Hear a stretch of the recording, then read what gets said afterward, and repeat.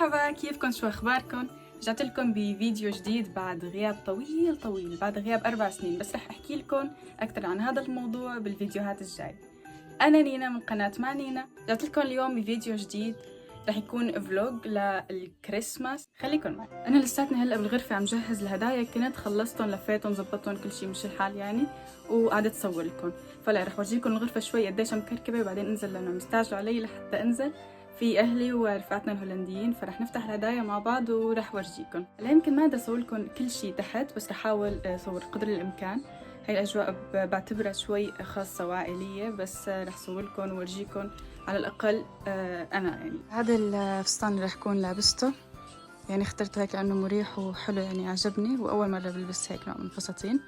فيلا رح افرجيكم كمان هلا الغرفه شلون. شوفوا الهدايا هون كمان. طبعا يعني كتير مكركب الوضع، بس كنت عم لفهم فما قدرت احطهم بالكيس، نزلت وبعدين طلعت لحتى اصور لكم. فهلا بدي احطهم بالكيس وانزل. ليكو هاي توايلا بتسلم عليكم، بس هلا نايمه يعني، بس لما تفيق قدرت تسلم عليكم. توايلا قولي مرحبا. مرحبا اهلا. يلا خلص بكفي. لكن خليني احطهم بالكيس وانزل.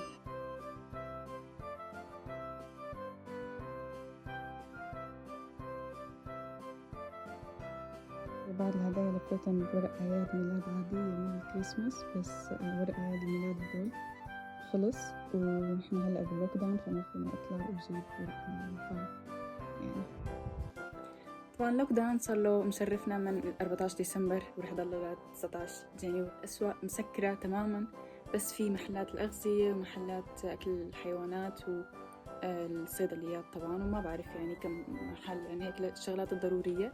حتى بالبيت ما فيك تستقبل غير شخصين. هلا نحن بس شخصين، بس ب 24 و 25 و 26 دول الكريسماس ايف واليومين تبع الكريسماس مسموح ل3 اشخاص، بس باقي الايام بس شخصين. ناديت لاخي يجي يساعدني لانه كتير كتار، شوفوا كامل كتير كتير رح يكون ثقيل يعني، فناديت له مشان هو ينزله.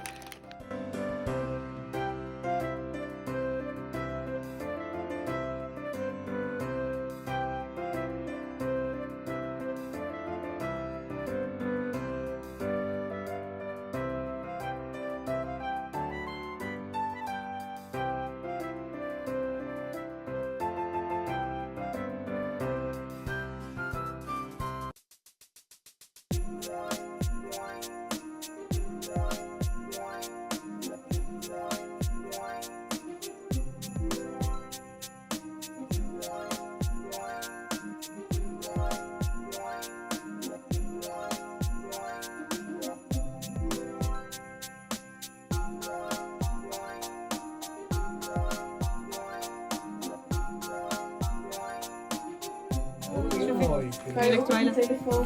هيلك. أخيرا طلعت على الغرفة هلا لحتى أقدر أسوي لكم وأحكي معكم شوي.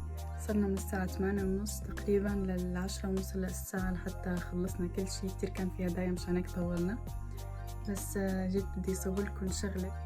إجاني هذا الميكروفون هدية بغير أصوات، فبدي هلا أجربه قدام البس أشوف شو ردة فعلكم. رح أسوي لكم هذا الصوت العادي تبع الميكروفون، أنا بدي أغيره.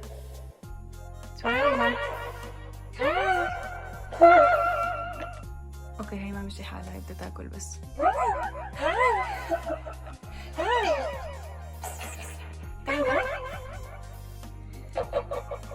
شو بدك تحكي؟ بدك تحكي تعالى. طب قولي لها امشي كلمة. لا تنشيها. خلص يلا كلوا يا حلوين، بس انت ما تسبح بالاكل. لا ما شاء الله شو سريع. هذا ليو او ميلو، وهي توايلا. طبعا له اسمين، اختي مسميته ليو وانا مسميته ميلو، بس يعني بناديله لولو لانه ما عم رد على ولا اسم. نحن بالعاده ما بنحتفل بهذا العيد بالكريسماس، بس هاي السنه حبيت انه هيك يعني نغير جو ونغير شكل شوي، لانه قاعدين بالبيت ما عم نساوي شيء. ما فينا نروح على اماكن، ما فينا نروح على متاحف. كان في فكره انه نروح على متحف وصور لكم، بس كل شيء مسكر. ان شاء الله فتره بتعدي وبرجع كل شيء مثل ما كان. انتبهوا لحالكم وبشوفكم بكره. مرحبا، كيفكن؟ شو اخباركن؟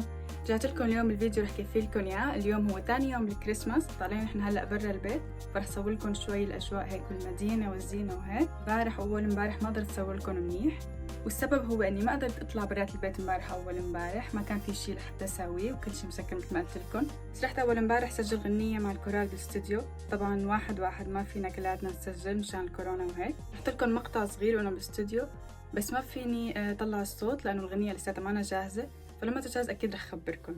فبلا ما كتر حكي كتير، اليوم رح اخذكم معي، رح اعوضكم ان شاء الله، صور لكم شوي المنطقه اللي انا ساكنه فيها واجواء زينه عيد الميلاد وهيك. نحن هلا رايحين عند اصحابنا، عايشين بقريه بتبعد تقريبا شي ربع ساعه عن البيت. طبعا يا جماعه الجو هون كتير برد، شوفوا مثل ما شايفين انا هيك لابسه، يعني هلا بورجيكم كمان. بس على اساس التلج بهاليومين ولسه ما شفنا شي.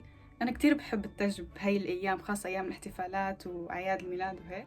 فرح كون لابسه هذا الفستان واخترت معه هاي الطاقية. هلا هي مو جاي معه بس انا لبقتها معه. فهلا كمان رح صور لكم برا، يعني عم تعتم هي شوي، فيلا تعالوا معي.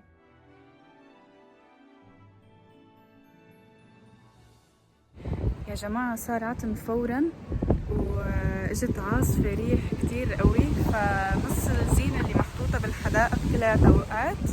هلا بورجيكم شوي ورح امشي شوي هيك على طول الشارع وورجيكم الزينة يعني اجمل. شوفوا مثلا هذا هيك واقع هيك على طول الطريق، اسمعوا صوت الجرس هنيك بالكنيسة.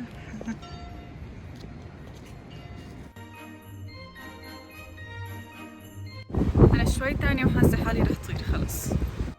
يا جماعة صوت الريح بخوف.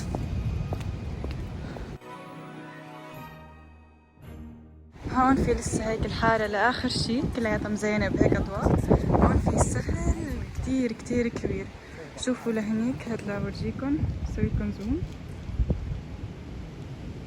هيك في شجرة بعيدة هون كله سهل ومع نهر كمان هنيك، فالمنظر الصبح بيطلع بجنن، بس هلا المنظر شوي مخيف.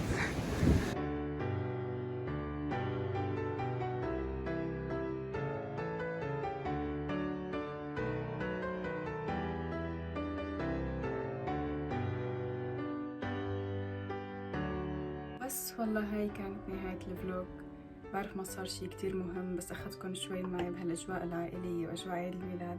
طبعا فيني أقول إنه هاي السنة كانت مختلفة تماما عن الكل، بس اللي ساكن بهولندا بالذات بيعرف قديش في فرق بين هاي السنة والسنة الماضية، إن كان بالأجواء ولا الزينة ولا الاحتفالات، كل شي تغير طبعا هاي السنة، وطبعا ما فينا نسوي شي يعني. انتبهوا لحالكم وبتشوفوني بالفيديو الجاي إن شاء الله.